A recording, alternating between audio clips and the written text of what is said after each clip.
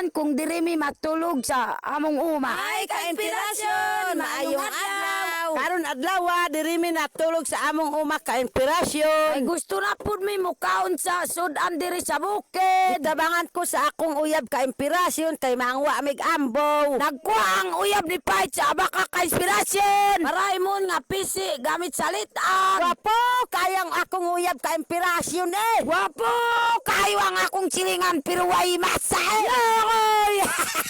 Ka-inspirasyon, mauna ang among ginabuhat sa tribo para makakuha mig sudan. Nabuntagan na tawat ay nakuang lalaki.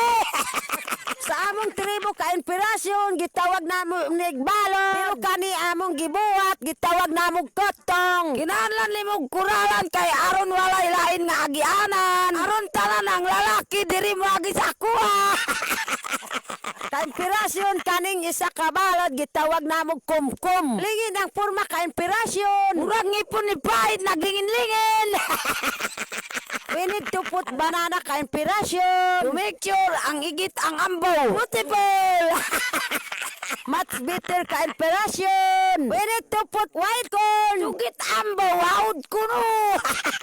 Samtang adlaw pa ka-inspirasyon. Ang wana pud mi kang bingbing og gamitan nga suga. Inspirasyon mauning karana mo nga suga. Gitawag na mo nga lalaki.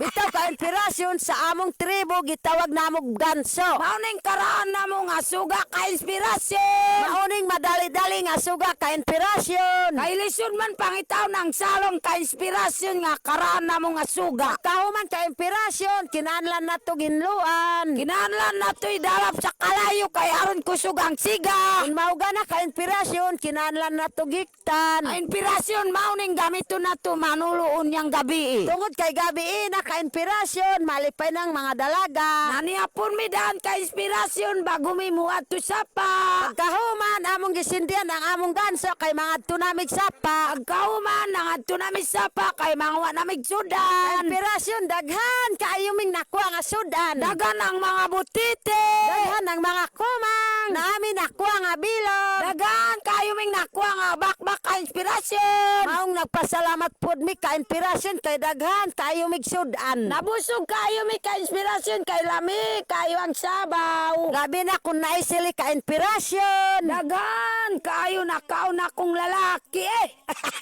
Paghuman na mo pagkaon, natulog namin. Kay ugma ka-inspirasyon, sayo may mubangon kay tanaw na mo ang among gihimo nga litag. As 4 pa ka-inspirasyon, maong nagbangon namin. Paghuman na mo pangapik ang Pait, amo nang giadtuan ang himo na mo nga litag. Ay ka-inspirasyon, muadto na karon mi kay among tan-awon ang gibuhat namo gahapon. Nagul na mi ka-inspirasyon kay katong isa ka balod nakabuhi ang ambaw. Pasalamat mi ka-inspirasyon kay ang kotong na'y nakuha. Ako kayo ang among nakuha nga kawili ka-inspirasyon. Pag-abot na mo sa kumkum, napod mi nakuha. Mauning dako-dako nga ambaw ka-inspirasyon nga among nakuha. Nalipay kayo ang mga dalaga ka-inspirasyon kay naanami sudan sa pamahaw. Inspirasyon mamahaw ta.